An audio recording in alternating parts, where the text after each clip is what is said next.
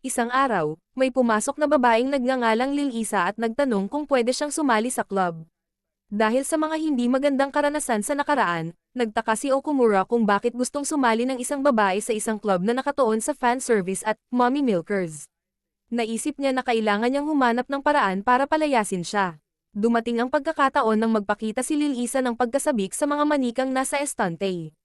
Inisip ni Okumura na ang pagpapakita sa kanya ng mga figurine na pwedeng haburan ang magpapahiwatig ng mensahe, ngunit laking gulat niya nang pinuna ni Lil Isa ang kulay ng kanilang panty at nagmungkahi ng mas magandang alternatibo. Iniwan nito si Okumura na nalilito kung palalayasin niya si Lil Isa o tatanggapin bilang kakampi. Humingi ng paumanhin si Lil Isa sa kanyang pagiging kakaiba at sa pagpuna sa lasa ni Okumura. Pero nagtaka pa rin siya kung bakit interesado ang isang babae sa ganitong mga bagay. Ipinaliwanag ni Lil Isa na palagi siyang kakaiba at mahiyain. Hinikayat ni Okumura ang pagmamahal ni Lil Isa kay Lilyo, ngunit sinabi ni Lil Isa na walang ibang nagmamahal kay Lilyo nang higit pa sa kanya. Nang marinig ito, kinutya siya ni Okumura, at hinarap siya ni Lil Isa. Ipinaliwanag na iniisip niya minsan na siya si Lilyo dahil walang mga lalaking interesado sa kanya. Hindi naniniwala si Okumura na may kalaban siya. Pero biglang napansin niya ang isang pelikula sa screen at nagsimulang mag-fangirl, nakalimutang palayasin si Lil Isa. Nagtapos sila sa panonood ng mga eksena mula sa isa sa mga pelikula ni Lilyo, sabay-sabay na sumisigaw sa tuwa. Sa wakas, napagtanto ni Okumura na siya ang perpektong fan ni Lilyo para sa club, ngunit dahil isa siyang 3D na babae, ito'y isang malaking sagabal para kay Okumura. Napahiya si Lil Isa at humingi ng pabor kay Okumura. Isiniwalat na mayroon siyang kakaibang libangan na hindi pa niya naibabahagi kanino man. Pinapalakas ng ilang cheesy anime lines mula kay Okumura ang loob ni Lil Isa. Na-encourage, ipinakita ni Lil Isa ang kanyang cosplay collection at ang kanyang pangarap na gumawa ng costume. Nabigla si Okumura, ngunit iginiit ni Lil Isa na huwag siyang husgahan. Ipinaliwanag niya na nagsimula ang kanyang pagkahilig noong bata pa siya, pero itinago niya ito hanggang sa makita niya ang ibang mga babae sa mga event at napagtanto niyang okay lang pala ito. Ngayon, buong pagmamalaking tinatanggap ni Lil Isa ang kanyang cosplay passion at umaasang makagawa ng costume para kay Lilyo. Humingi ng paumanhin si Okumura sa paghusga at tinanong kung paano siya makakatulong. Nagtanong si Lil Isa kung pwedeng kuhanan siya ng larawan ni Okumura para sa club, ngunit nagduda si Okumura kung bakit siya ang kailangang gumawa nito. Ipinaliwanag ni Lil Isa na hindi siya magtitiwala sa isang estranghero at mas ligtas ang kanyang pakiramdam sa isang taong kapareho ang hilig kay Lilyo. Tuwang-tuwa sa kanyang pangunawa, sinabi ni Lil Isa na ito'y kapalarang makalangit ang nagdala sa kanila sa isa't isa at tinanong kung maaari siyang sumali sa club. Sa una, naalala ni Okumura na ito'y isang all-male club, pero pumayag siya para sa ikabubuti ng kultura. Labis na natuwa si Lil Isa, at tiniyak ni Okumura na siya ay tapat lamang sa 2D girls na hindi nakakapagsalita, kaya hindi siya maapektuhan ng kanyang cosplay. Gayunpaman, tila tinanggap ni Lil Isa ito bilang isang hamon at nagsimulang habarin ang kanyang palda, na ikinagulat ni Okumura. Sinisi ni Okumura si Lil Isa sa pag-atake sa kanyang mga mata, pero inosenteng ipinaliwanag ni Lil Isa na gusto lang niyang ipakita ang isa sa kanyang mga costume.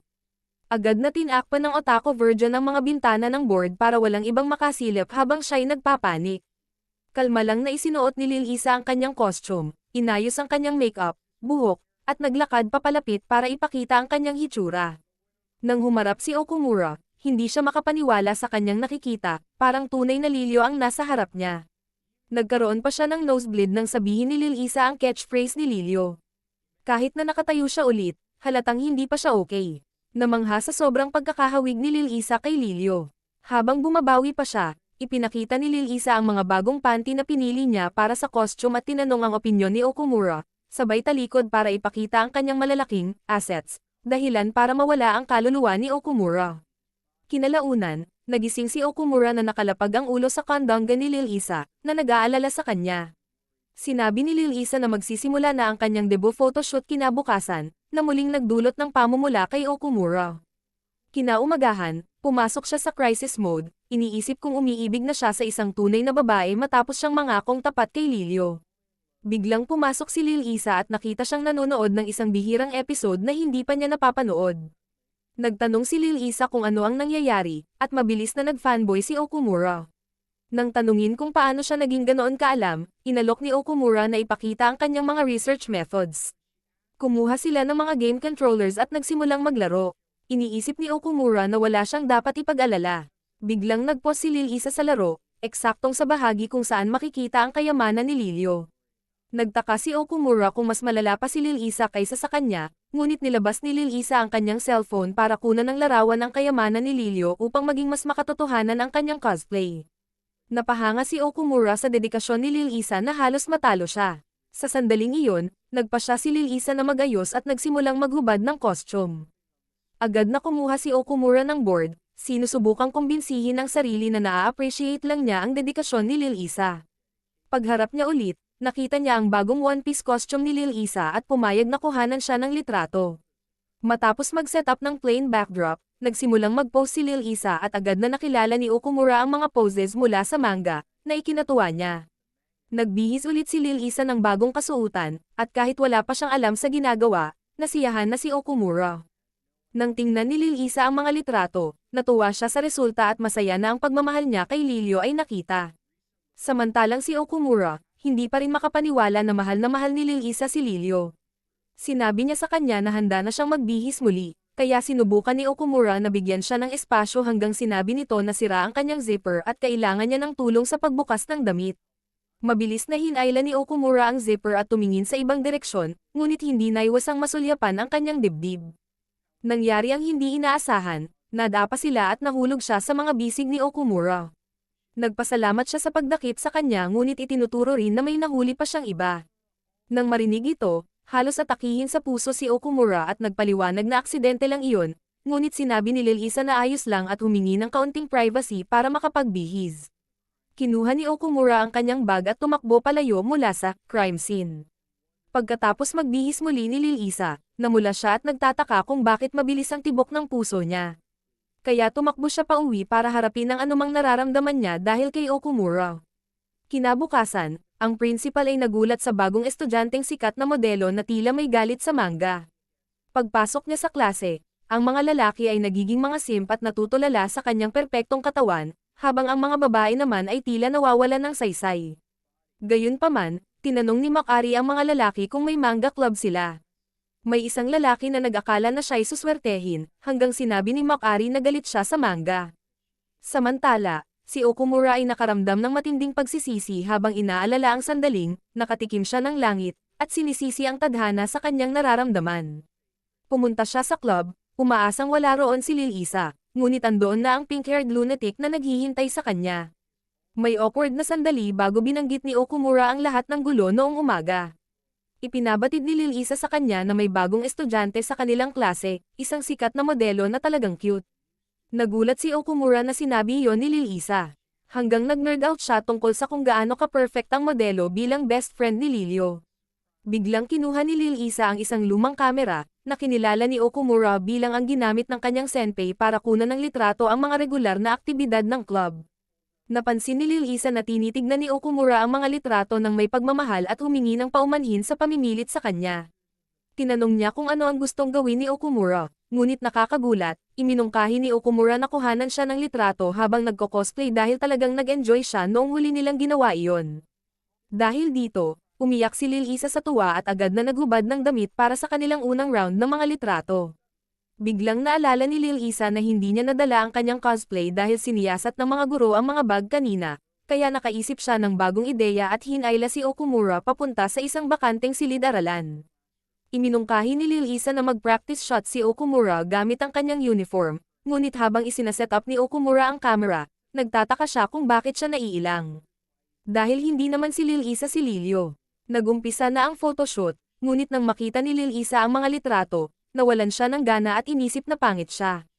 Pinasigla siya ni Okumura, iniisip na siya ay tamang level ng pangit, ngunit ipinaliwanag ni Lil-isa na gusto niyang magmukhang si Lilyo at humingi ng paumanhin dahil hindi siya dalawadi. Bigla, nagkaroon siya ng magandang ideya na magpanggap na ang kanyang uniform ay bahagi ng cosplay. Inalis niya ang kanyang salamin, pinaiksi ang kanyang palda, at nagdagdag ng konting makeup hanggang magmukha siyang kasing akit ni Sakura.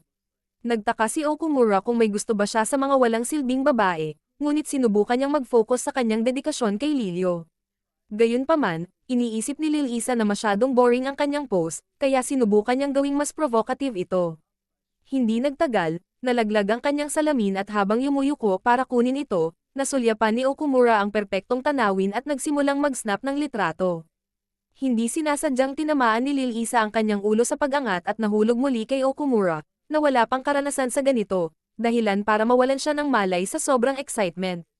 Pagkatapos, tiningnan ni Lil Isa ang mga litrato at namulan nang mapagtanto niyang hindi siya nakasuot ng cosplay underwear. Agad niyang inutusan si Okumura na burahin ang lahat ng litrato, ngunit biglang may announcement na tinatawag si Lil Isa sa faculty office at mabilis siyang tumakbo papunta roon. Nagdesisyon si Okumura na itago ang ilang litrato para sa mga alaala na kakailanganin niya para sa kanyang maliit na kaibigan, gabi-gabi.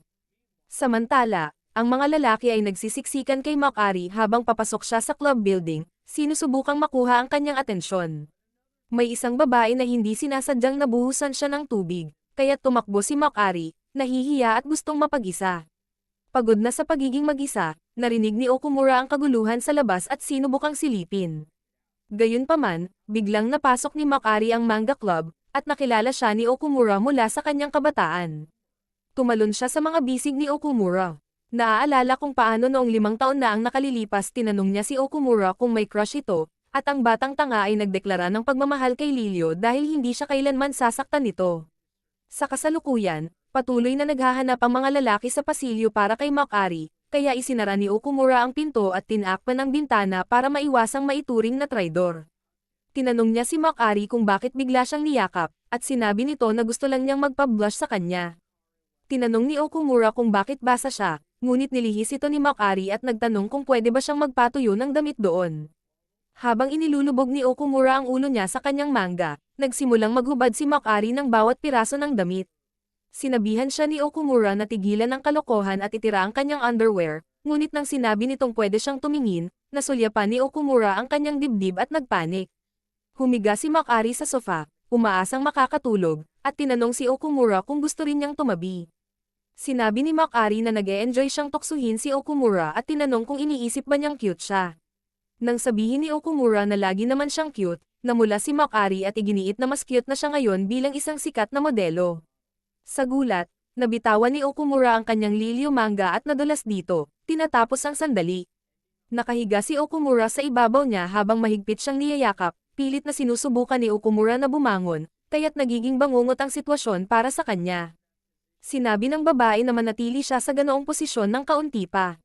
Gayunpaman, nang magsimulang habarin ni Okumura ang kanyang jacket, muling pinag-isipan ni Makari ang kanyang mga aksyon, napagtanto niyang hindi pa siya handang umabot sa ganoong punto. Ngunit sa halip, tinakpan lamang siya ni Okumura ng kanyang jacket upang hindi siya sipunin, sabay dasal sa kanyang Lilyo manga para sa kapatawaran. Pakiramdam na tinanggihan, muling isinuot ni Makari ang kanyang mga damit at tinanong si Okumura kung may crush ba siya sa iba. Ang unang pumasok sa isipan ni Okumura ay si Lil Isa, ngunit mabilis niyang ipinangako sa sarili na hinding-hindi niya lolokohin si Lilyo. Pinaniwalaan niya ang sarili na si Lil Isa lang ang pumasok sa kanyang isipan dahil sa kanyang cosplay. Kinuha ni Makari ang kanyang bag, napagtantong hindi pa rin nagbabago si Okumura, at sinabing kinamumuhian niya ito. Pagkaraan, umakyat siya sa rooftop, nagtataka kung bakit hindi niya masabi kay Okumura na gusto niya ito. Naalala niya kung paano siya unang nakilala bilang modelo at inakala niyang magugustuhan na siya ni Okumura kung gusto na siya ng lahat. Tinatanong pa nga ng kanyang manager kung bakit siya may crush sa isang tulad ni Okumura, samantalang kaya niyang makuha ang sinuman. Ngunit naalala ni Makari kung paano siya pinrotektahan ni Okumura mula sa mga bully na tinutokso siya dahil sa kanyang buhok. Dahil kay Okumura, nagsimula siyang basahin ang paborito nitong manga at inayos ang kanyang buhok na gaya ni Lilyo. Bumalik pa siya sa park at sinubukang maglaro kasama si Okumura, pero hindi siya interesado hanggang sa mabanggit niya ang manga.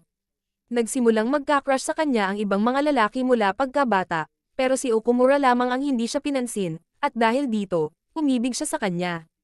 Nagdesisyon si Makari na hinding-hindi niya ipagkakanulo si Okumura tulad ng ibang mga 3D na babae at nagsikap upang maging kanyang anghel, umaasang mapansin siya balang araw.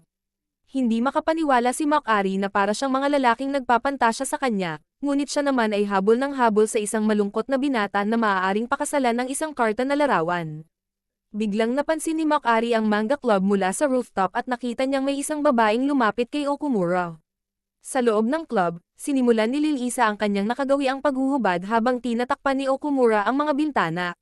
Dahil dito, tumakbo pababa si Makari para alamin ang nangyayari, ngunit pagdating niya, napaiyak siya nang makita si Okumura kasama ang isang 3D na babae at tinawag niya itong sinungaling at taksil. Gayunpaman, lumapit si Lil Isa kay Makari at tinanong kung gusto niyang sumali sa kanyang cosplay. Na ikinagulat ni Makari, ipinaliwanag ni Lil Isa ang lahat ng kalokohan kay Makari, na inisip na ito ang pinakakakaibang bagay na kanyang nakita. Nagtaka siya kung paano nakakayanan ni Lil Isa na walang kahihiyan, ngunit sa gulat ni Okumura, inamin ni Lil Isa na nakakaramdam din siya ng hiya, ngunit ang kanyang pagmamahal kay Lilyo ay higit sa anumang kahihiyan. Hindi maniniwala si Makari, ngunit nang makita niya ang reaksyon ni Okumura, napagtanto niyang si Lilyo lang talaga ang nasa puso ni Okumura. Tinanong ni Lil Isa si Makari kung gusto niyang mag-cosplay kasama siya, at sa gulat ni Okumura, agad na pumayag si Makari. Nag-flashback ang eksena kung paano nag-pause si Okumura bago sagutin ang tanong tungkol sa kanyang crush, na nagpapahiwatig na maaaring mahulog din siya sa cosplay ni Lilyo. Pero nang sabihin ni Lil Isa kay Makari na siya ay magko-cosplay bilang Muriel, tinanong ni Makari kung bakit siya ang kailangang maging best friend na third wheel. Nang purihin ni Okumura si Makari dahil sinusundan pa rin niya ang manga. Hinailan ni Makari si Lil Isa sa likod ng isang whiteboard at iginiit na siya ang gumanap na Lilyo, dahil iyon ang gusto ni Okumura. Napagtanto niyang masyadong dense si Lil Isa para maintindihan ang kanyang nararamdaman, kaya idineklarang mahal din niya si Lilyo ng ganoon katindi. Nang marinig ito, hinubad ni Lil Isa ang kanyang Lilyo costume doon mismo, kaya napatigil si Makari nang makita ang figure ni Lil Isa. Tinanggap niya ang kapalaran bilang third wheel best friend at tinanong si Okumura kung gusto niya si Muriel. Ngunit hindi siya handa para sa matinding geek-out session ni Okumura tungkol sa kung bakit okay lang ang flat chest basta may dump truck sa likod. Sa kasamaang palad, nanatiling tapat si Okumura kay Lilyo at nakikita lang niya si Muriel bilang kapatid. Tanggap na ang kanyang papel, inialok ni Lil Isa na kunin ang sukat ni Makari para sa isang costume. Nang tanungin ni Makari kung aabutin ito ng isang buwan, tiniyak ni Lil Isa na matatapos niya iyon sa gabing iyon. Kinaumagahan, pumunta si Makari sa manga club. Ngunit nakita niyang nasa normal na anyo si Lil Isa, humihingi ng karagdagang sukat. Ipinaliwanag ni Okumura ng casual na nagtrabaho si Lil Isa buong magdamag, na halata sa mga eyebags nito. Bigla namang nagdaldal si Lil Isa tungkol sa kahalagahan ng bawat detalye, kaya nagtataka si Makari kung sino ang may pakialam sa mga ito. Ngunit ipinaliwanag ni Lil Isa na sinisikap niyang gawing kasing totoo hanggat maaari ang kanyang cosplay, kaya napagtanto ni Makari na hindi biro ang pagmamahal ni Lil Isa kay Lilyo. Nang matapos ni Lil Isa ang costume, muntik nang sumabog si Makari nang makita niyang halos parang isang string lang ang suot niya. Pinaalalahanan siya ni Okumura na iyon ang squad uniform niya, pero iniisip ni Makari na mas masahol pa iyon kaysa sa pagiging hubad. Napansin din niya na kasing revealing din ang costume ni Lil Isa, pero nang sinabi ni Lil Isa na isusuot niya ito nang walang pag-aalinlangan, nagdesisyon si Makari na hindi siya pwedeng patalo at ipinatawag ang kanyang mga demonyo sa loob. Nang maglaon, habang pilit na tumingin palayo si Okumura, hindi niya maiwasang marinig ang lahat ng detalye sa pagpapalit ng mga damit ng mga babae, kabilang na ang hindi maitagong pagkainggit ni Makari sa figure ni Lil Isa. Sa huli, napagtanto ni Makari na si Lil Isa ay kakaiba dahil sa sariling mga dahilan, kaya hindi na siya nagulat nang madiskubre niyang wala itong kaibigan. Habang tahimik na nakaupo si Okumura, tinapos ng mga babae ang kanilang ayos sa buhok at makeup para sa kanilang debut. Nang makita ni Makari ang kanyang refleksyon, halos hindi niya makilala ang sarili niya, ngunit umaasa siyang mapapansin na siya ni Okumura. Nang lumabas sila at sinabing pwede nang tumingin si Okumura, na-overload ang utak nito sa lahat ng exposure at nawalan ng malay. Nang bumalik ang ulirat ng ating virgin, pinuri niya si Makari sa pagiging mukhang eksaktong tulad ni Muriel. Hindi makapaniwala si Makari na natutupad na ang kanyang mga pangarap, pero agad din silang naging bangungot nang iwan siya ni Okumura para kay Lilyo. Bigla, napagtanto ni Makari na kahit hindi siya fan ng manga, palagi niyang nagustuhan si Muriel.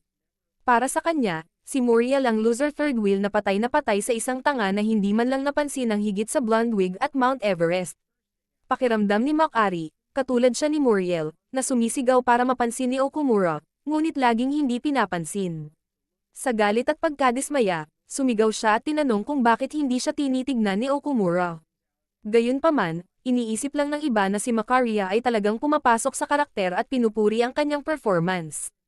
Naalala niya kaagad na gusto ni Okumura ang estilo ni Muriel na jock, at tinanong kung gumagana rin ba ang kanya.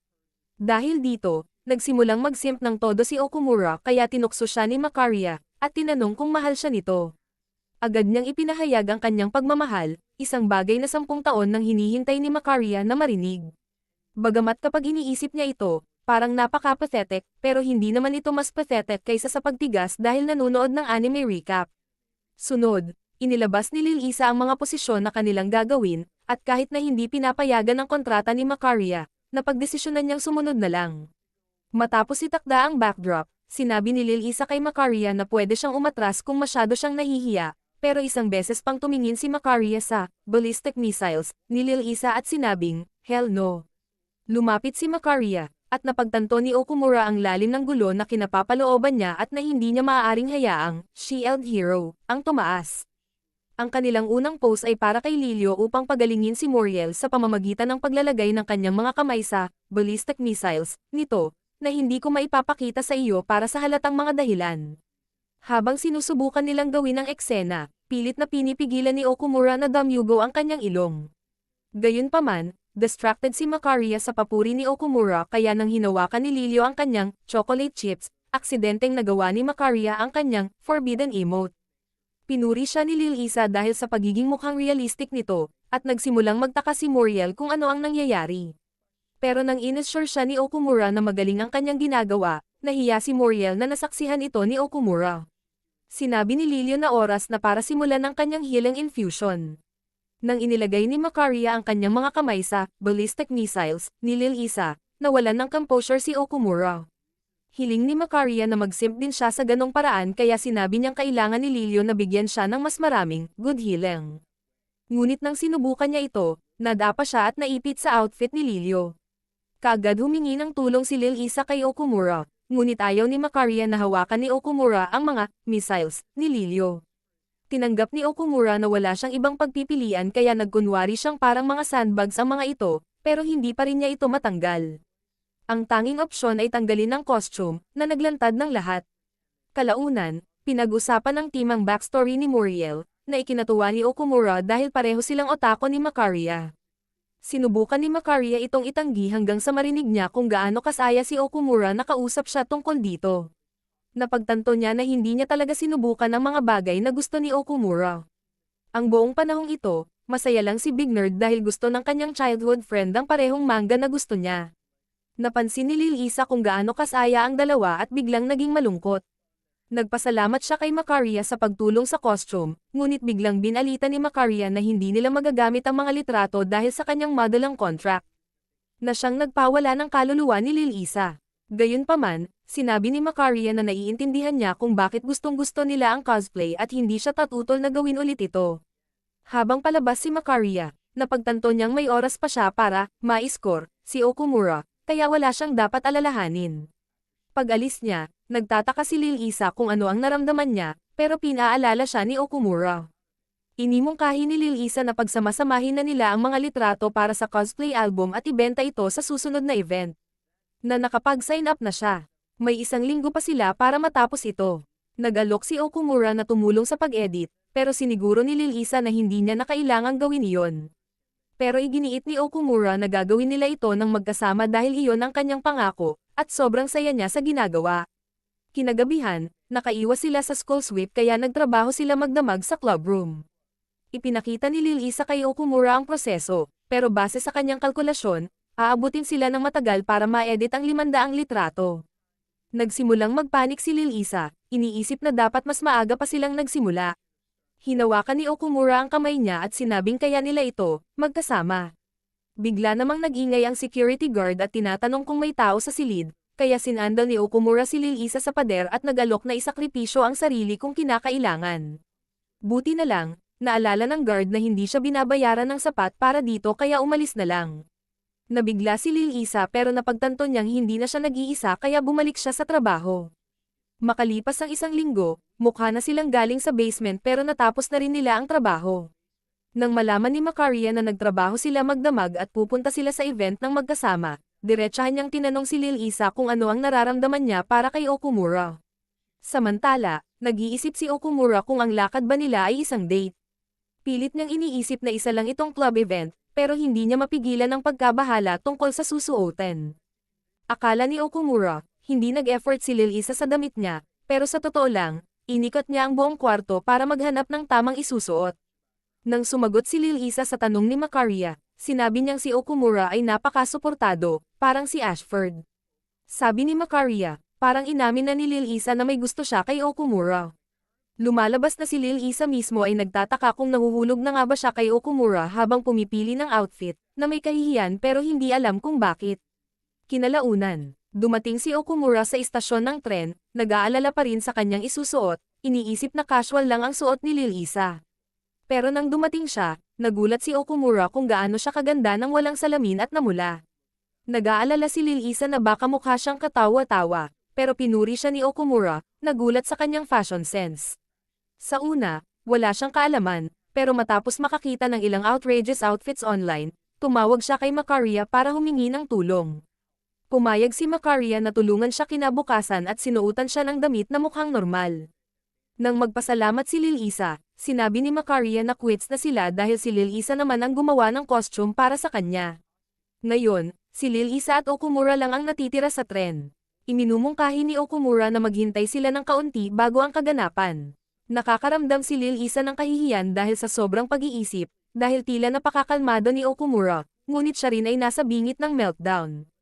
Ngayon na sila ay nakadamit na, talaga namang mukha silang magkasintahan. Upang maibsan ang tensyon, sinusubukan ni Okumura na buksan ang usapan gamit ang paksa ng dating sim, tulad ng panahon, ngunit hindi siya handa nang si Lil Isa ay magbigay ng opinyon tungkol dito.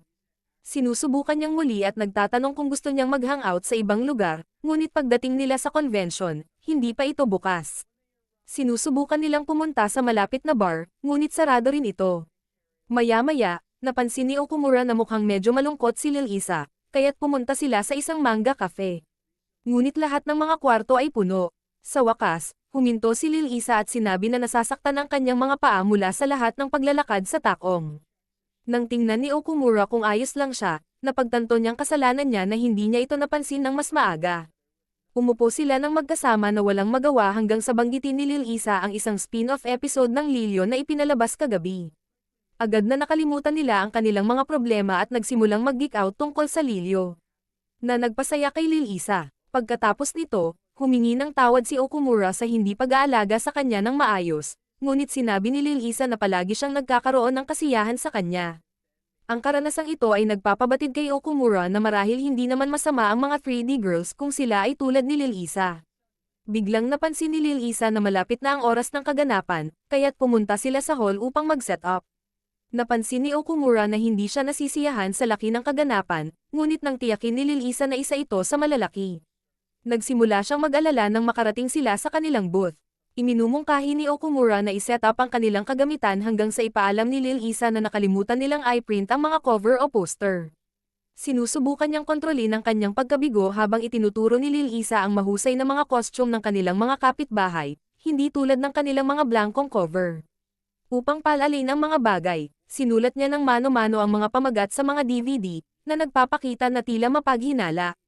Pagkatapos ay dumating ang kanilang kapitbahay upang batiin sila, na nagulat kay Lil Isa sa pamamagitan ng cosplay bilang isang bagong karakter. Tinanong ni Mag-ino kung ano ang kanilang binibenta, at ipinaliwanag ni Lil Isa na mga baguhan sila at nakalimutan ng ilang bagay. Ngunit nang sabihin ni Lil Isa na ito ay isang Lilyo cosplay, nagulat si Mag-ino sa luma na ng kanyang pinili at sinabing hindi siya makakakuha ng maraming pansin kung hindi siya magko-cosplay ng mga kasalukuyang karakter. Gayunpaman, pinasigla siya ni Mag-ino na ang unang pagkakataon ng lahat ay mahirap, ngunit magagawa niya ito kung magaling siya sa benta. Tinanong ni Mag-ino si Lil Isa kung dala niya ang kanyang costume upang malaman ng mga tao kung ano ang kanilang binibenta. Gayunpaman, nais ni Lil Isa na subukan ang pagbebenta bilang sarili niya, na nakakaramdam ng takot sa mga ibang cosplayers. Sa kabila ng pagtitiwala ni Okumura na ang kanyang cosplay ay mas cute kaysa sa mga kapitbahay na cosplayers. Patuloy na nagdududa si Lil Isa sa kanyang sarili. Opisyal nang nagsimula ang kaganapan, at ang hangin ay puno ng amoy ng desperasyon habang ang mga tao ay nagsisimulang pumasok sa kwarto. Ang booth nila Okumura at Lil Isa ay walang pansin, habang si Mag-ino ay agad na nabebenta. Agad na lumapit si Mag-ino at ang kanyang assistant upang hikayatin si Lil Isa na maging literal na poster girl at manguna, ngunit napagtanto nilang ni Lil Isa ni Okumura ay hindi komportable sa pakikipag-usap sa mga estranghero, na nagpapakita ng kanilang otaku status. Sa wakas, Lumapit ang isang customer sa kanilang booth ngunit nag-atubili nang banggitin ni Lil Isa na ito ay cosplay ng Lilyo, na itinuturing na luma at labis na ginawa. Biglang napagtanto ni Okumura na kung makakakuha sila ng mga customer, makikita nila ang naglalantad na nilalaman ni Lil Isa, at nagsimula siyang hindi magustuhan ang ideya. Nakaramdam siya ng ginhawa nang umatras ang customer at halos umaasang walang bibili sa kanila. Sa sandaling iyon, isang customer na naman ang lumapit at nagtatanong kung si Lil Isa ay nasa cosplay. Kumpirmado ito ni Lil Isa, ngunit nang tanungin ng lalaki kung may mga explicit shots, naging kakaibang defensibo si Okumura. Ipinaliwanag ni Lil Isa na hindi ito isang online photoshoot, na nagresulta sa pag-alis ng customer, na nagsasabing masyadong mahal.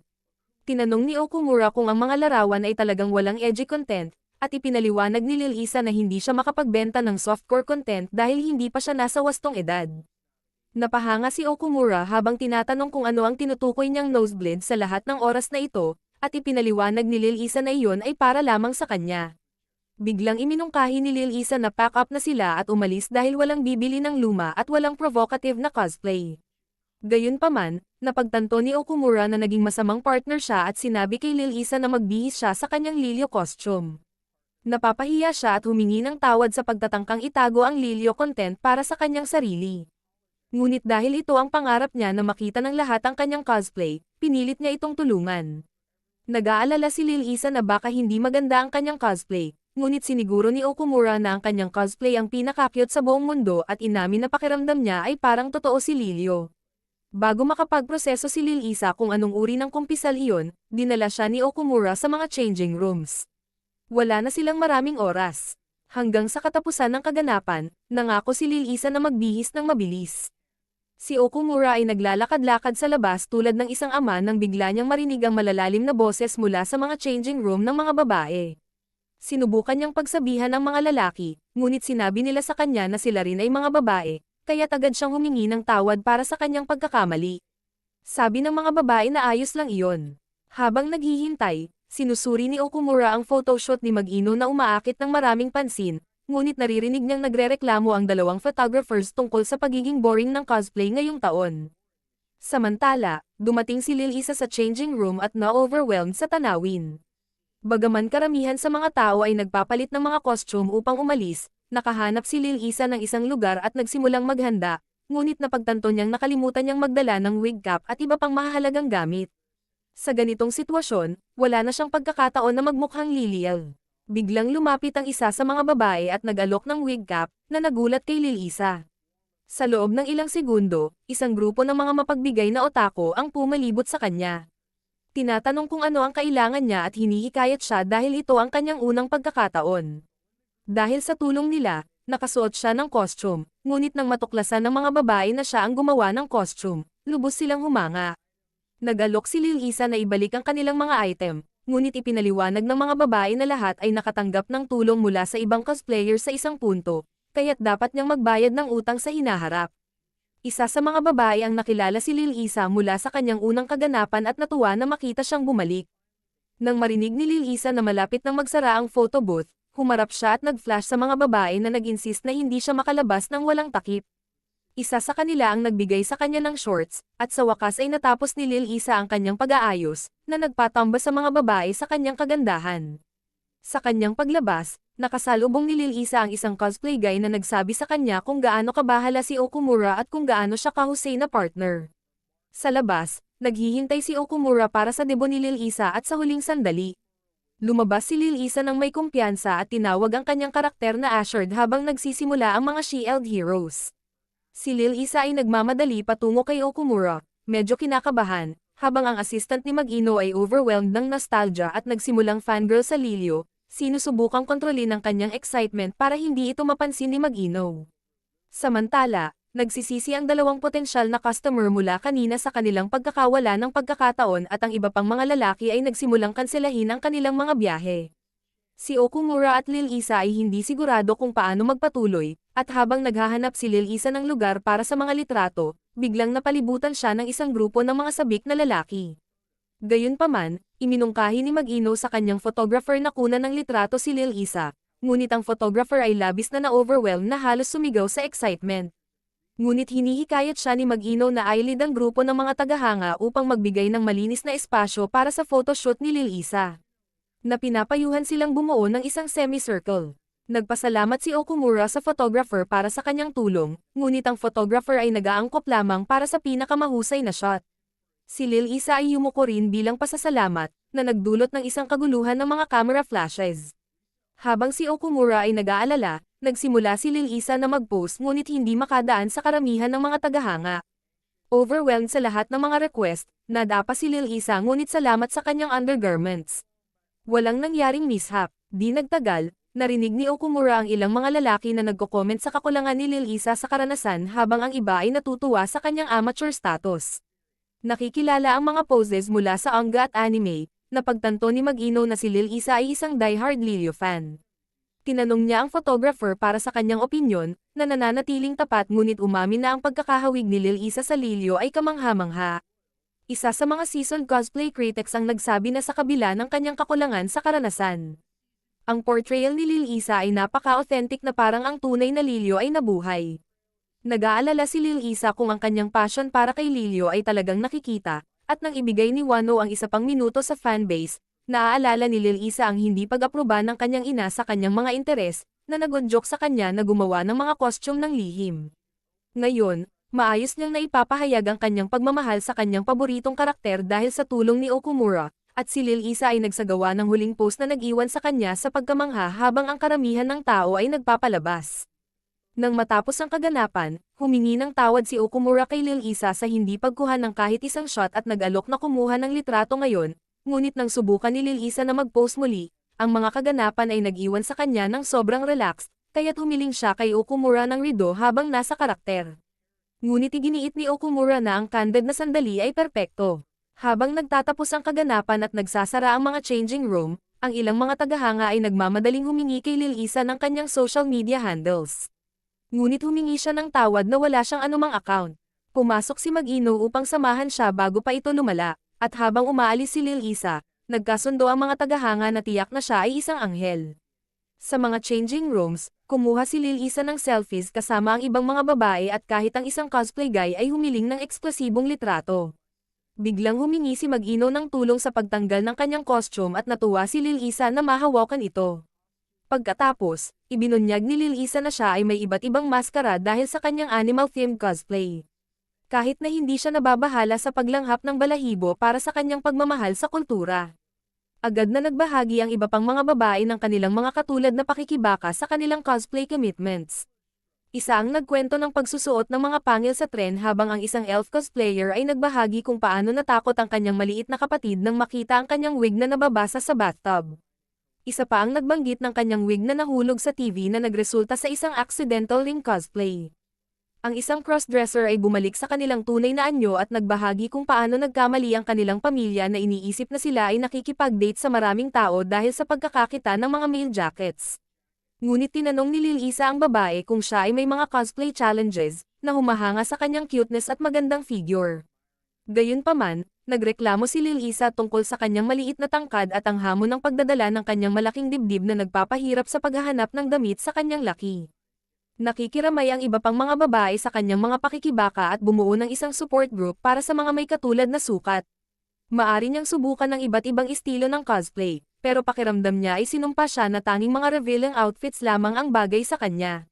Nang purihin siya ng mga babae sa kanyang cute na outfit, inamin ni Lil Isa na mayroon siyang profesional na tulong, na nagunjok sa kanila na itanong kung ano ang karaniwan niyang suot. Ipinakita niya sa kanila ang larawan ng kanyang karaniwang kasuotan. At nagulat ang mga babae ngunit pinanatili ang kanilang reaksyon para sa kanilang sarili. Agad niyang naalala ang shorts na hiniram niya at nagtanong tungkol sa elf lady, ngunit sinabi sa kanya na umalis na ang elf lady. Nagpanik si Lil Isa, na nagmamakaawa na maibalik ang mga shorts. Bago umalis, nagpasalamat siya sa mga babae para sa kanilang tulong, at ipinaabot ni Mag-Uno ang pag-asa na magkita sila sa Summer Comet. Pagkatapos ay kumuha siya ng huling tingin sa mga babae, yumuko, at mabilis na umalis na may mga pangarap ng Summer Comic-Con sa kanyang isipan. Sa istasyon, naghihintay si Okumura kay Lil Isa. Pagdating, nagsimula siyang sumigaw para sa elf lady, na nagunjok sa mga nag-aalalang babae na sumali sa kanya. Hindi makapaniwala si Okumura sa kanyang nakikita. Sa wakas, Lumitaw ang elf lady sa kanyang regular na anyo at tinanong si Okumura kung siya ang partner ni Lil Isa. Sinabi niyang ibaba ni Lil Isa ang kanyang boses, dahil nagtatrabaho siya malapit. Nervously, ibinigay ni Lil Isa ang mga shorts, na maaari niyang panatilihin, at tinanong ng elf lady tungkol sa event. Ipinahayag niya na nagkamali siya ngunit nagbigay ng katiyakan kay Lil Isa na lahat ay nahihirapan sa simula, binanggit na kahit si Mayura ay hindi nakabenta ng kahit isang DVD sa kanyang unang araw. Na-inspire ni Mayura, tinanong ni Lil Isa ang tungkol sa kanyang pagkawala, at malungkot na ipinaliwanag ng elf lady na hindi na sumasali si Mayura sa mga cosplay event. Ito ay nagpapaisip kay Okumura, at agad na ipinaliwanag ng elf lady na may mga nangyari na nagpasimuno sa kanya na unti-unting huminto sa cosplay. Sa tren, tinanong ni Okumura kung si Mayura ang cosplayer na binanggit, at nang kinumpirma ni Lil Isa, nag-isip si Okumura kung paano siya mapasaya. Sa kabila ng lahat, sinabihan siya ni Lil Isa na huwag mag-alala, na determinadong makilala si Mayura sa isang darating na event kasama ang kanyang mga bagong kaibigan. Ibinahagi niya ang kanyang layunin na dumalo sa Summer Comic Kit at pagbutihin ang kanyang mga cosplay. Nakita ito ni Okumura, na napagtanto niyang hindi na kailangan mag-alala. Noting na mas passionate pa si Lil Isa sa 2D characters kaysa sa kanya. Matapos ang isang sandali ng katahimikan, tinanong ni Lil Isa kung ipagpapatuloy niya ang pagtulong sa kanya, na ikinagulat ni Okumura. Ipinaliwanag niya na ang kanyang suporta ay napakahalaga, na nagdudulot sa kanya ng pamumula. Nagpatuloy si Lil Isa, inilarawan kung paano nagmamadali ang kanyang puso kapag siya ay malapit, na naaalala ang mga oras na siya ay malapit sa kanya. Ito ay nagdudulot kay Okumura na lalo pang mamula habang napagtanto ang kanyang sariling nararamdaman. Bigla, sinabi ni Lil Isa na sa wakas ay nauunawaan niya kung ano ang nararamdaman na ito at tinawag itong pag-ibig. Gayunpaman, bago makapagproseso ng lubusan si Okumura ng kanyang emosyon, nilinaw ni Lil Isa na mahal niya ang pagkakaroon sa kanya bilang cosplay partner, na nagpapalubog sa pag-asa ni Okumura. Ngunit sa kakaibang paraan, siya rin ay nakakaramdam ng ginhawa na hindi siya in love sa wakas. Hindi nila alam, pareho silang sabik na kahit ang kanilang mga ina ay hindi makakatulong sa kanila. Sa susunod na araw, nagsimulang magpanik si Miko tungkol sa halos date ni Lil Isa at Okumura. Iniisip niya na ito ang perpektong pagkakataon para kumilos si Lil Isa kay Okumura, kaya't pumunta siya sa manga club upang tingnan sila. Gayunpaman, pagdating niya, natagpuan niyang nag-iisa si Lil Isa at nakasuot lamang ng underwear. Nagpasalamat si Lil Isa kay Miko sa pagtulong sa kanyang mga damit, ngunit agad na tinanong ni Miko kung sinubukan ni Lil Isa na akitin si Okumura sa event. Ipinaliwanag ni Lil Isa na mahal lamang niya si Okumura bilang photographer, na nagdudulot kay Miko na hindi makapaniwala na ang IQ ng isang tao ay maaaring bumaba ng ganon. Sa kabila nito, nakahinga ng maluwag si Miko na may tsansa pa rin siya kay Okumura. Bigla, tinawag si Lil Isa para sa extra classes at nagmadali, humihingi kay Miko na alagaan ang kanyang mga gamit habang siya ay wala. Habang naghihintay si Miko, mabilis na tumakbo si Lil Isa sa hallway at nabangga ang isa sa mga guro, na nagbigay ng payo na huwag magkaroon ng mga sugat o pasa na maaaring makasira sa kanyang magandang hitsura. Nagulat si Lil Isa sa papuri, nagpasalamat sa guro, at nagpatuloy sa kanyang daraanan. Pagkatapos, bumalik si Miko sa manga club at natagpuan ang Miko na suot ang costume ni Lilia. Sa simula, nahihiya si Miko, na napagtanto na wala siyang curves para punan ng costume, ngunit si Okumura ay nahihirapan pa ring huminga. Nagulat si Miko kung gaano siya kabilis ma-arouse ngunit lihim na natuwa na interesado siya kay Lilia. Saksi ng pagkakataon, lumundag siya sa kanyang mga braso, na nagdudulot sa kanya na maguluhan ulit. Pagkatapos, itinaas niya ito, hinihikayat siyang hawakan siya kahit saan, ngunit ang pressure ay nagiging sobra para kay Miko, na nagsimulang makaramdam ng pagka-overwhelm. Naniniwala si Miko na hindi niya maiiwasan si Lilia, ngunit sinabi ni Okumura na dahil si Lilia ay waifu ng maraming tao, hindi magiging patas na lumagpas sa linya sa kanya. Gayunpaman, natagpuan ni Miko ang kanyang pagiging naive na cute ngunit nais na sana ay ganon din ang nararamdaman niya para sa kanya. Sa puntong iyon, bumalik si Lil Isa at nakita sina Okumura at Miko na magkahawak kamay. Sinubukan nilang ipaliwanag, ngunit itinusok ni Lil Isa si Okumura sa gilid upang kunin ang kanyang lugar. Naging mahiya si Miko, iniisip na hindi siya magandang Lilia, ngunit pinasiguro siya ni Lil Isa na maaari siyang maging kahit anong karakter na gusto niya, dahil iyon ang magic ng cosplay. Sumali si Luma, na nagsasabi na kahit ang flat-chested na mga karakter ay may solidong fanbase. Natuwa si Miko sa kanilang mga salita. na napagtanto nilang sila ay parehong clueless sa puso. Ngunit pagkatapos, ipinakita ni Lil Isa ang kanyang playful na bahagi sa pamamagitan ng pagsubok na sumilip sa ilalim ng palda ni Miko. Pagkatapos, nakipagkita si Okumura kay Ojino, sabik na mapabuti ang kanyang photography skills para sa susunod na event. Nakaramdam si Ojino ng karangalan na ituring na master, ngunit sa katunayan, wala talagang ibang tao na tanungin si Okumura. Nagpunta sila sa isang Japanese-themed studio, kung saan ipinaliwanag ni Ojino na ang kapaligiran ay mahalaga para sa magandang mga larawan at mahalaga para sa pagbebenta ng mga kopya. Biglang lumitaw si Mag-ino sa isang kimono na sobrang sikip na nagpapakita ng kanyang mga curves, na nag-udyok kay Ojino na magmadali upang tulungan siyang ayusin ito habang naiwan si Okumura na amazed. Pagkatapos ay nagpasalamat si Okumura kay Ojino sa pagpapahintulot sa kanya na obserbahan. Nagsimula si Ojino ng kanyang masterclass, na nagpapayo kay Okumura na mag-ingat sa timing at focus, dahil ang mga ito ay mga aspeto na hindi kayang ayusin ng Photoshop. Sunod nilang tinalakay ang tema ng shoot. Isinaalang-alang kung ano ang nais nilang ipahayag sa viewer. Nang magsimula ang photoshoot, nagsimulang kumuha ng mga larawan si Ojino at Okumura habang nag-pose si Mag-ino sa iba't ibang posisyon.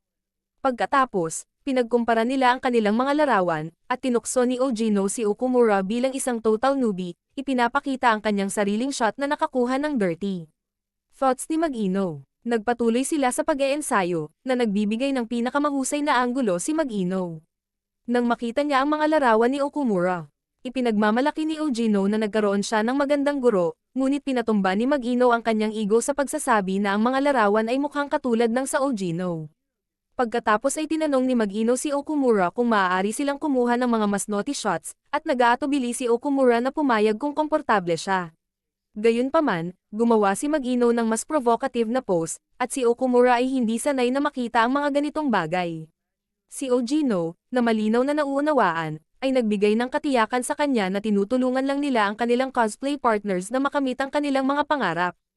Biglang tinanong ni Mag-ino kung may crush si Okumura kay Lilia, na nagmumungkahi na maaaring ipaliwanag nito kung bakit siya nag-aatubili, ngunit tinanggihan ni Okumura, sinabing siya ay uncomfortable lamang. Nagbigay ng payo si Mag-ino na huwag itago ang kanyang mga nararamdaman upang makabuo ng mas malalakas na relasyon sa mga tao. Nagpasalamat si Okumura kay Mag-ino para sa payo at pinasiguro sa kanya na mula nang maging table partners sila sa event, sila ay parang magkaibigan na ngayon.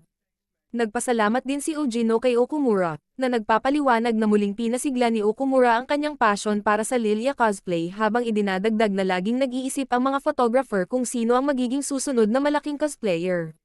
Nang magtanong si Okumura para sa paglilinaw, ipinaliwanag ni Ojino na may 4 na babae na kasalukuyang namumuno sa eksena. Kilalang-kilala sa cosplay scene ang 4 na langit ng Rain ng cosplay, si Nagomi, ang Himala ng Langit, si Yoki, ang Pano lover na nagpapagulo sa mga lalaki. Si Erika Oki, ang misteryosong maganda na kayang magbago ng anyo, at si Mayura, na ang mga hita ay lumalampas sa mga kasinungalingan. Ngunit, binanggit ni Mag-ino na higit pa sa 4 ang mga magagaling na cosplayer. Biglang nagtanong si Okumura tungkol sa pagreretiro ni Mea. Nang marinig ito, agad na kinumpirma ni Ojo na hindi na nagpakita si Mea mula noong nakaraang Summer Comic It, na nagbigay sa lahat ng pag-aalala kung sino ang papalit sa kanya. Naalala niya ang pagkagulat niya nang unang makita si Lil Isa sa kaganapan.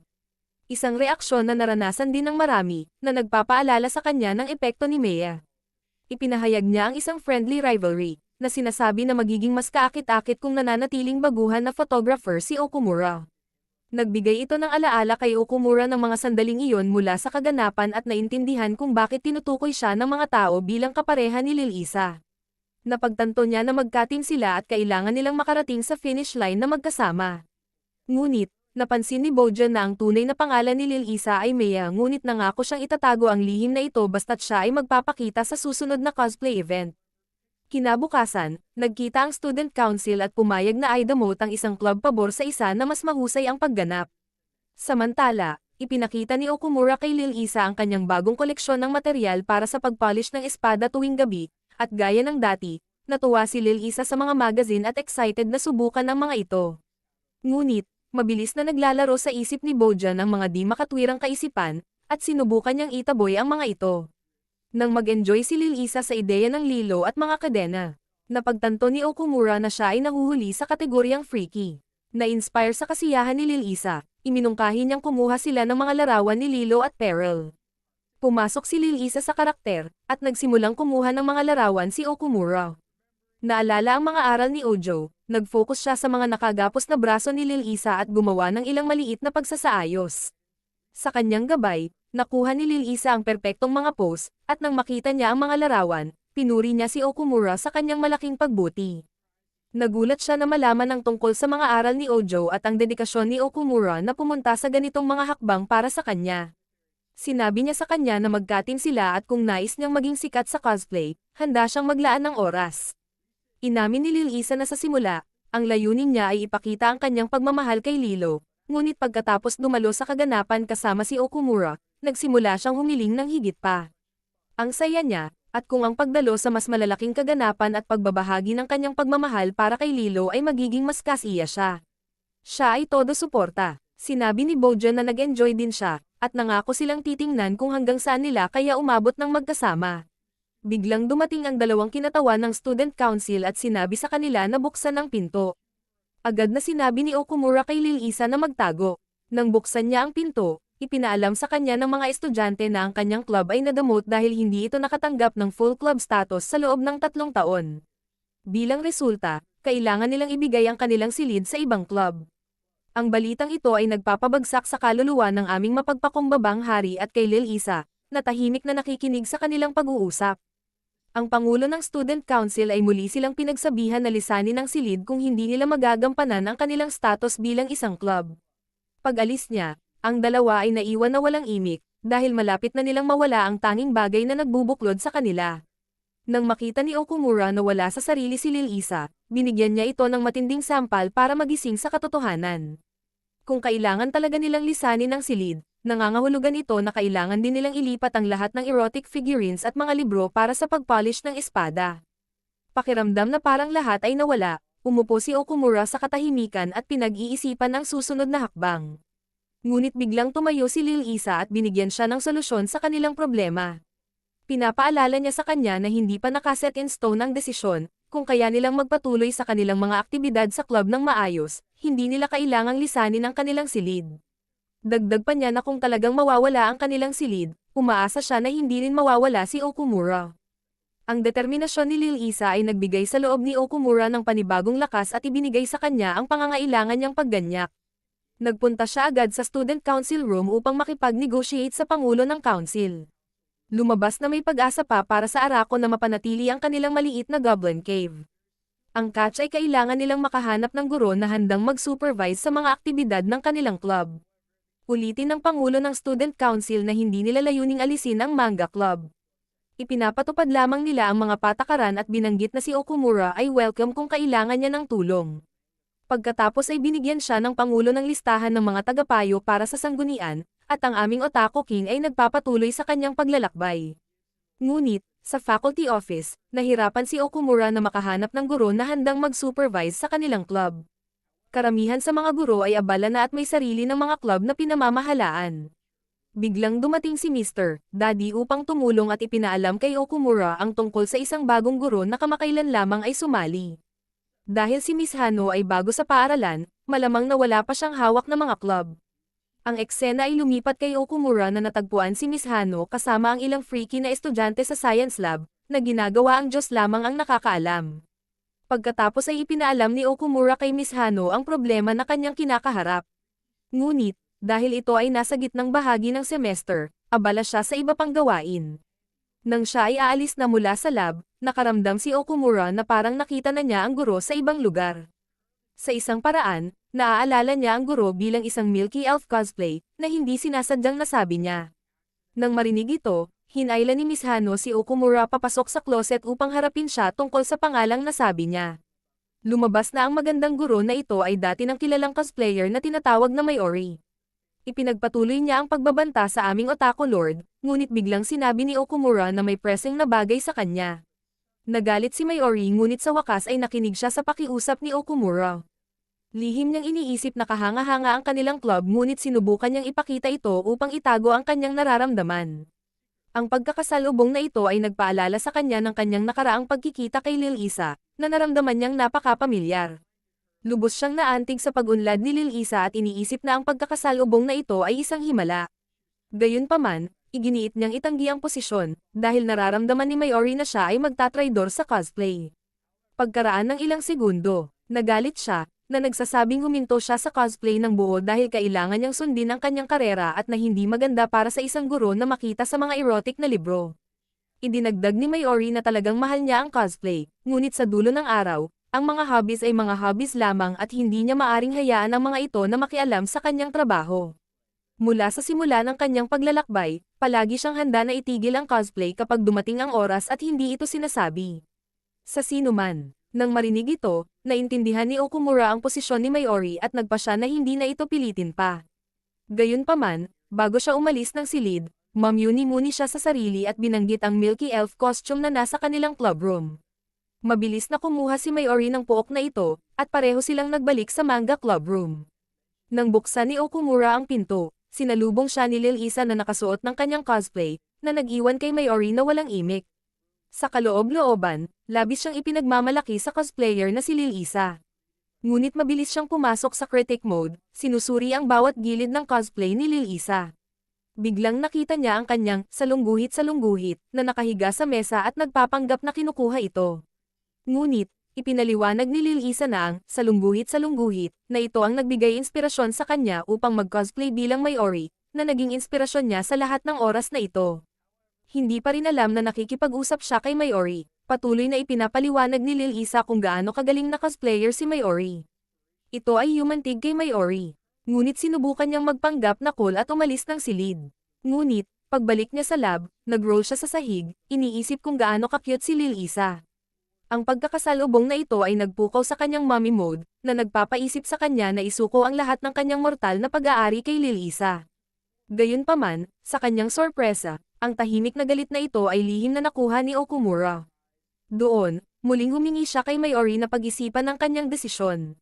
Sinabi niya sa kanya na ang kanyang sensei ay may mga achievement na i-report sa paaralan, na nagbigay sa kanila ng silid. Idinagdag niya na ang cosplay sa sarili nito ay hindi itinuturing na isang bagay na karapat-dapat i-report sa paaralan. Hindi pa rin handang sumuko, sinabi ni Okumura kay Mayori na gagawin niya ito kahit ano paman. Ang determinasyon na ito ay yumantig sa kanya, at sa wakas ay pumayag siyang maging kanilang tagapagsuperbisa.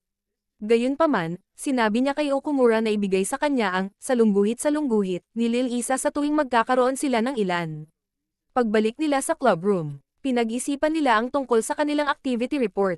Sa simula, iniisip ni Okumura na gumawa ng manga sa kanyang sarili, ngunit nang dumating si Mayori upang tingnan sila, malugod na binati siya ni Lil Isa, na nagdulot kay Mayori na gusto siyang isama sa bahay.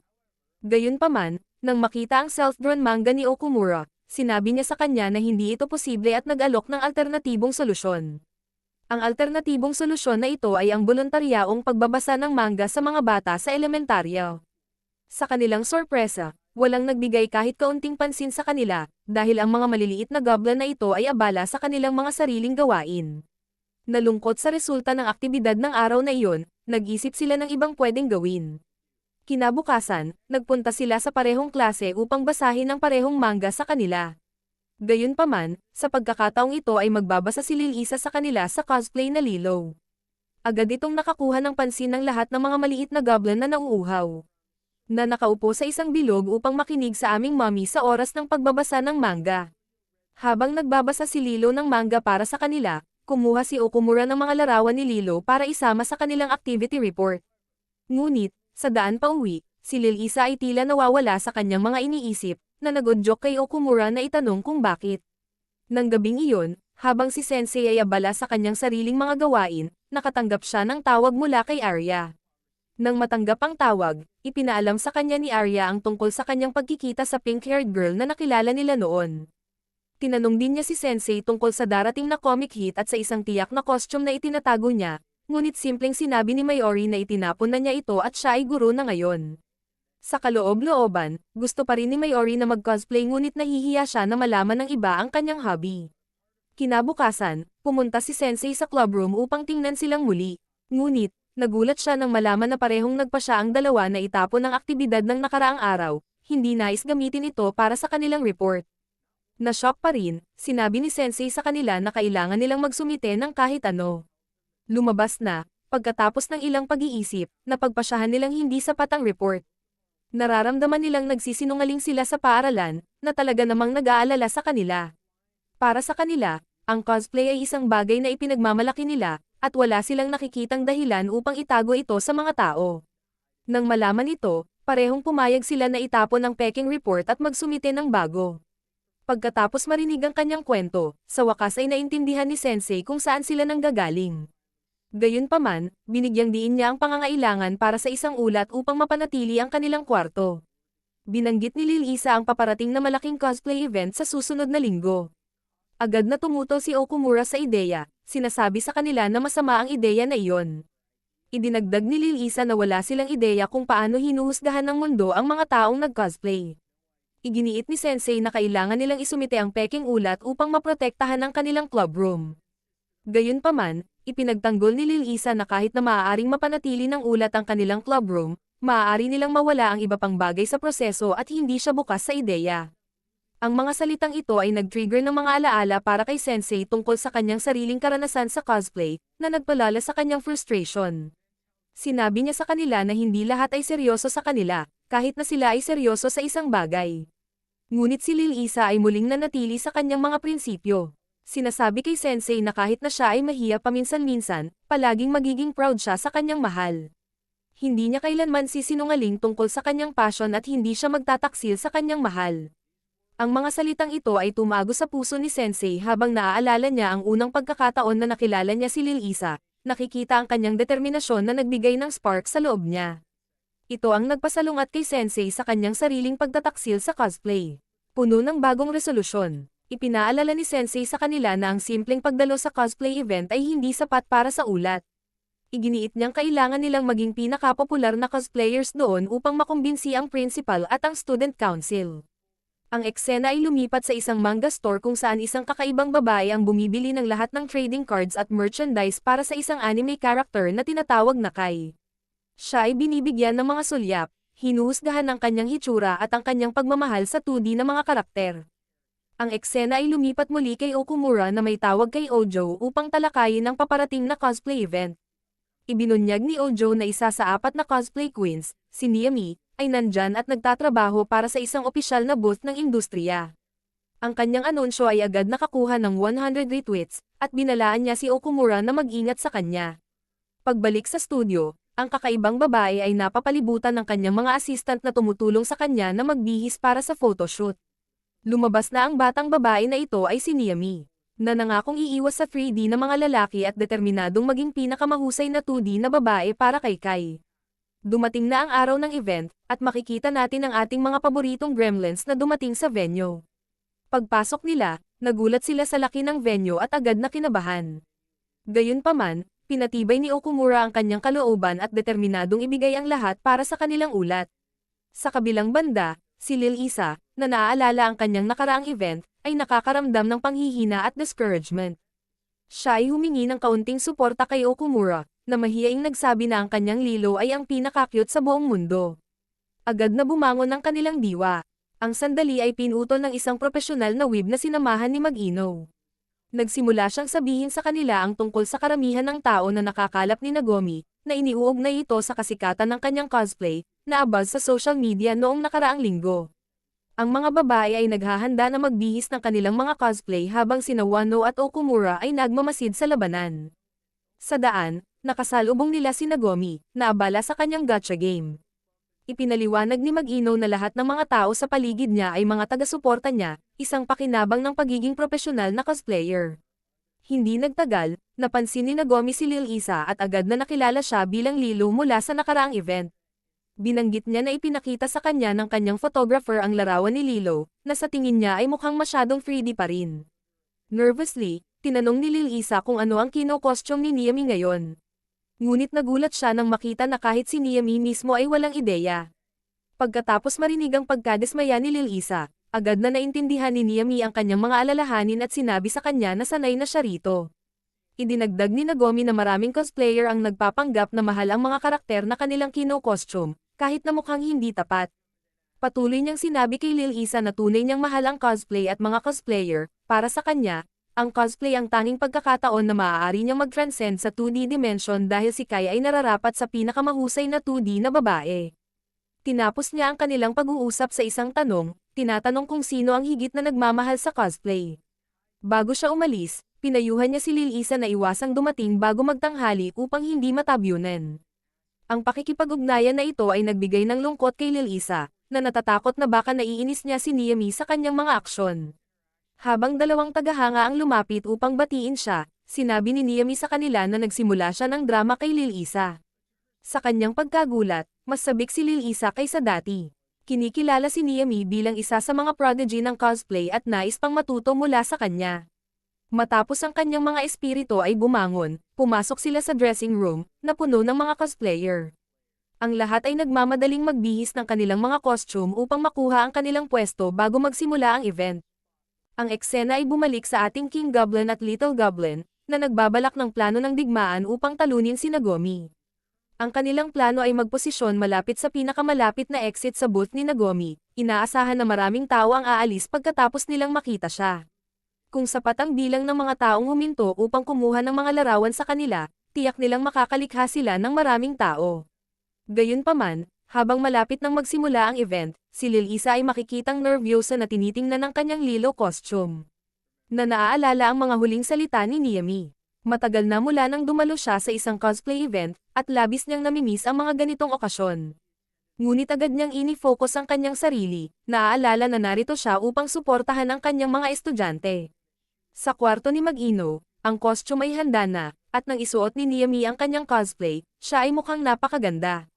Pinuri ni Nagomi ang costume, ngunit napansin ng kanyang manager na tila si Nagomi ay nawiwindang pa rin. Na iniisip pa rin si Lil Isa. Inamin ni Nagomi na naaalala niya si Lil Isa bilang si Mayori, na nag-cosplay lamang bilang isang paboritong karakter. Hindi ito nagustuhan ni Mag-ino, dahil palaging binabago ni Niami ang kanyang cosplay upang malampasan si Mayori, ngunit palaging nalalampasan siya ni Mayori sa benta gamit ang isang karakter lamang. Ito ay nagdulot ng hindi pagkagusto ni Niami sa mga cosplayer tulad ni Mayori.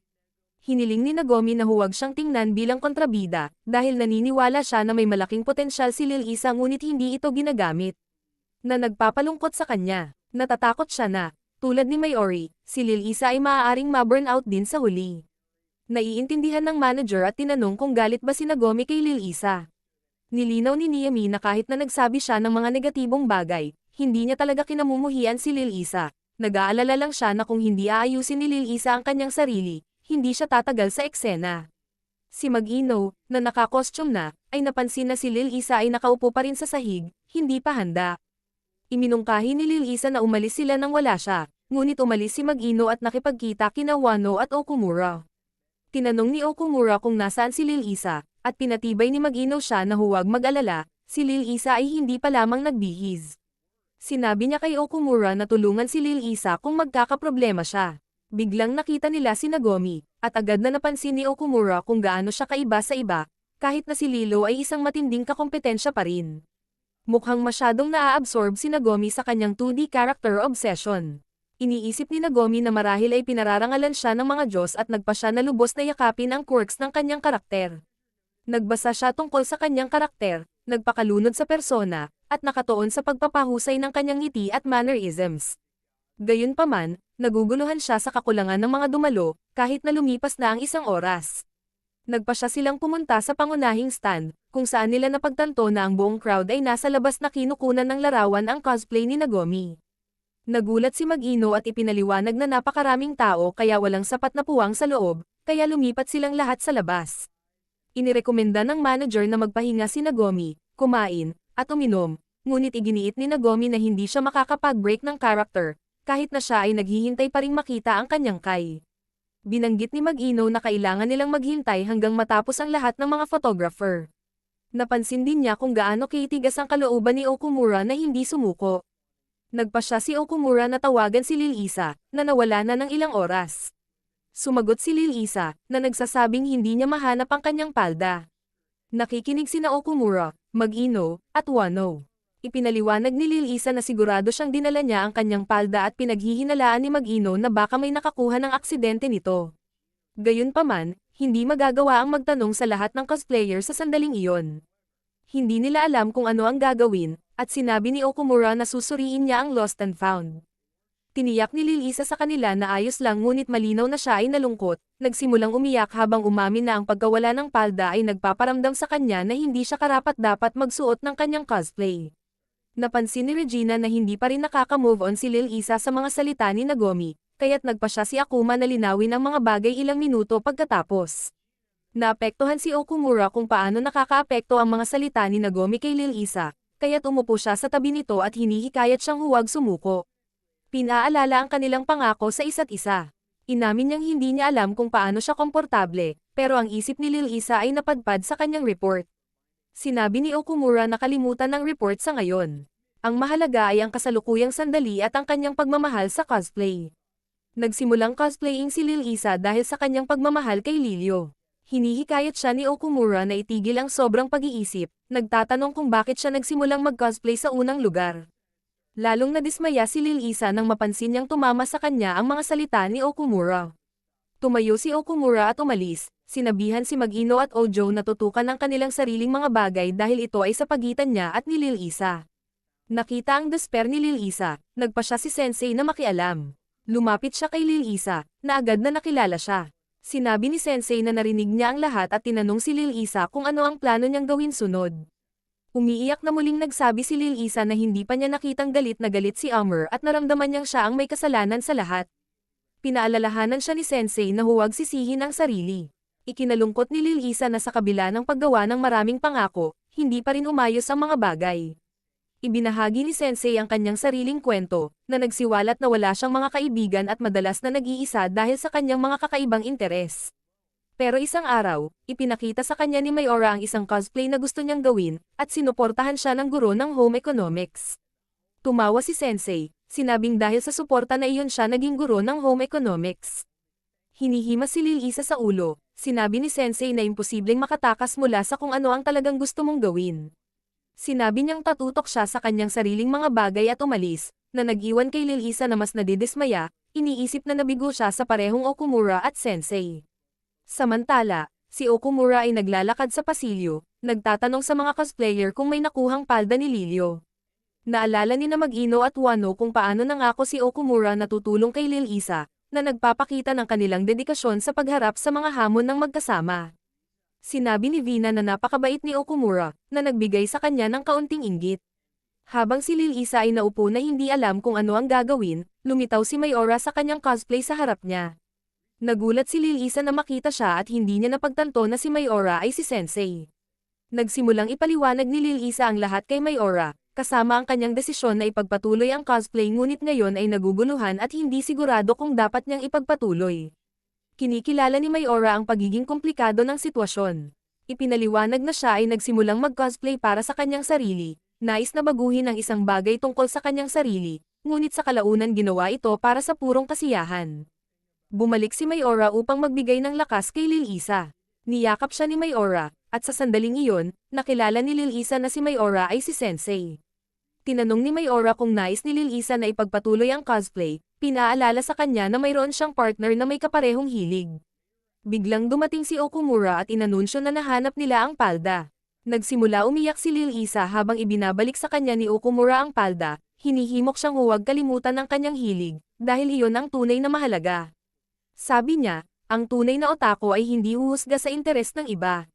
Binibigyang diin ni Okumura na hindi ito tungkol sa pagtugon sa mga inaasahan ng lipunan o pakikipaglaban sa presyon, ang mahalaga ay ang kanyang pagmamahal sa cosplay. Tiniyak niya kay Lil-Isa na hindi ito tungkol kay Lilyo o sa iba pa, kundi tungkol sa kanya bilang isang individual na nagmamahal sa cosplay.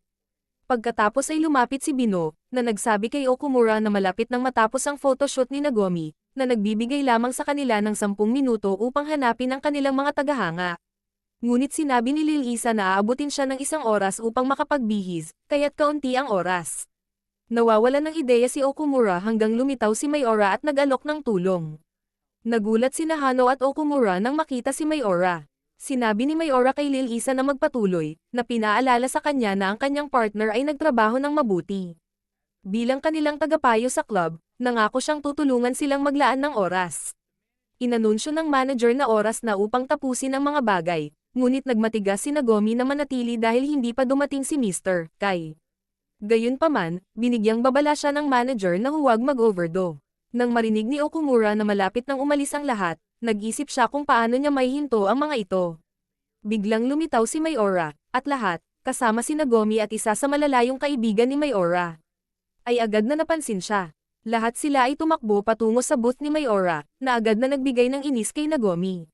Na-appreciate si Nagomi, tinanggal ang kanyang pang-ibaba upang ipakita ang kanyang jacket, na nagdedeklara na mayroon pa siyang mga bagay na gagawin. Nagpasya siyang makipagkumpitensya kay Mayora, dahil palagi siyang natalo sa kanya sa nakaraan at determinado siyang hindi matalo sa pagkakataong ito.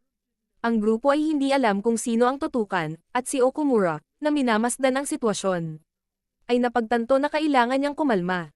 Napansin niya na sa sandaling magbago si Maya, siya ay naging ibang tao, isang bagay na nais niyang gawin upang bigyan ng susunod na henerasyon ng pagkakataon. Si Nagomi ay nakaramdam ng pagkakabaho kay Mayora, na palaging nagwagi ngunit mas pinipili na manatili sa likuran.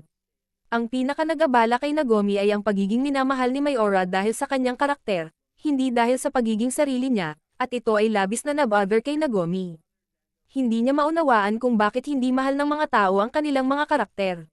Nagsimula siyang magtanong kung talagang sulit ba ang cosplaying, napagtanto na mas mahal niya si Mr. Kai at pinahahalagahan ang kanyang sarili higit sa alinman sa kanyang mga karakter. Si Maya, sa kabilang banda, ay pinuri ang dedikasyon ni Mango, at sinabi ni Wano na ang mga cosplayer ay dapat maghangad ng mataas na antas dahil ito ang pinakadulo ng sining. Samantala, sinuot ni Lil Isa ang kanyang costume. Kahit na alam niyang hindi ito perpekto, ngunit naaalala ang suporta ni Okumura. Naiintindihan niyang binibigay niya ang kanyang pinakamahusay na pagsisikap, ngunit kahit saan man naroon si Mayor, palaging nakakaramdam ng kakulangan si Nagomi at hindi makuha ang pinakamagaling. Hindi niya maintindihan kung ano ang kanyang pagkakamali, kahit ang pagngiti ay tila pilit. Napansin ni Maya ang kalungkutan ni Nagomi at naalala ang panahon kung kailan nasisiyahan si Nagomi na makipag-interact sa mga tao na mahilig sa cosplay. Kahit na sila ay mga baguhan.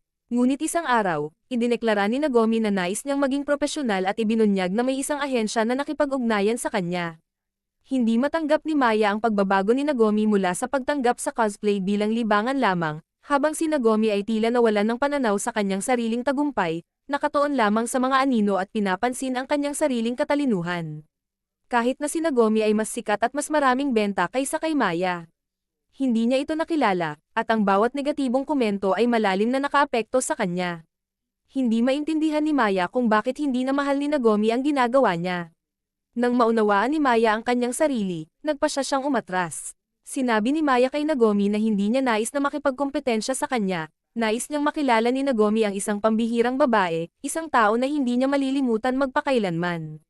Ang cosplay ni Maya ay nagmula sa isang malalim na pagmamahal para sa karakter. At siya ay tiwala na lahat ay mai-inlove dito sa sandaling makita nila siya dahil siya ay mukhang tunay na anghel.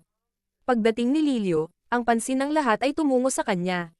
Na-shock si Nagomi dahil sa kabila ng lahat ng pagsubok, nagawa ni Lil Isa na itaas ang kanyang diwa at nagpa siya na makipagkompetensya kay Maya.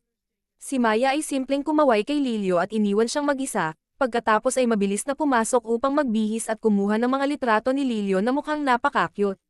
Nagbigay ng suporta sina Byo at Okumura. Habang excited na inanunsyo ni Lil Isa na sino man ay maaaring kumuha ng maraming litrato na nais nila.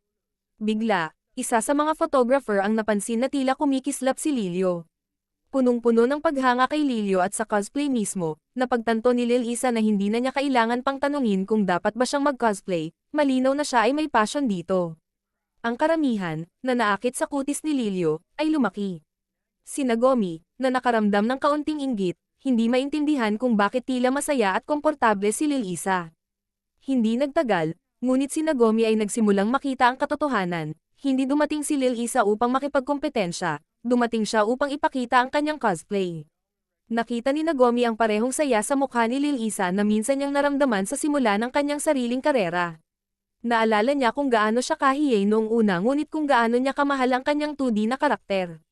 Nang sa wakas ay nag-cosplay siya ng karakter na hinahangaan niya, pinuri siya ng mga tao dahil sa pagiging cute. At ang papuri na iyon ay nagpapatindi sa kanyang passion para sa cosplay. Doon nagsimulang yakapin ni Nagomi ang kanyang sarili, nakahanap ng malaking saya sa pagiging nakikita bilang cute. Gayunpaman, nang siya ay naging propesyonal, napagtanto ni Nagomi na isinara niya ang sarili mula sa audience at tumigil sa pagmamahal sa sarili. Hindi niya maipaliwanag kung saan nagkamali, ngunit naintindihan niyang nawalan siya ng pananaw sa kung ano ang tunay na mahalaga. Ibinagsak ang kanyang staff sa harap ng lahat. Nagkaroon si Nagomi ng epiphany. Ngayon ay alam niya na ang sagot sa tanong na matagal nang nagpapahirap sa kanya. Humingi ng paumanhin si Nagomi at ipinaliwanag na kailangan niya ng mas maraming oras dahil nagpasya siyang bumalik sa pinagmulan niya. Nagkaroon ng ginhawa si Maya na hindi sumuko si Nagomi o nag-collapse sa ilalim ng pressure. Pinasalamatan ni Nagomi si Lil Isa para sa pagtulong sa kanya na muling matuklasan ang simpleng saya na nagbibigay ng kasiyahan sa cosplay. Ito ang pagtatapos ng recap ng anime sa araw na ito.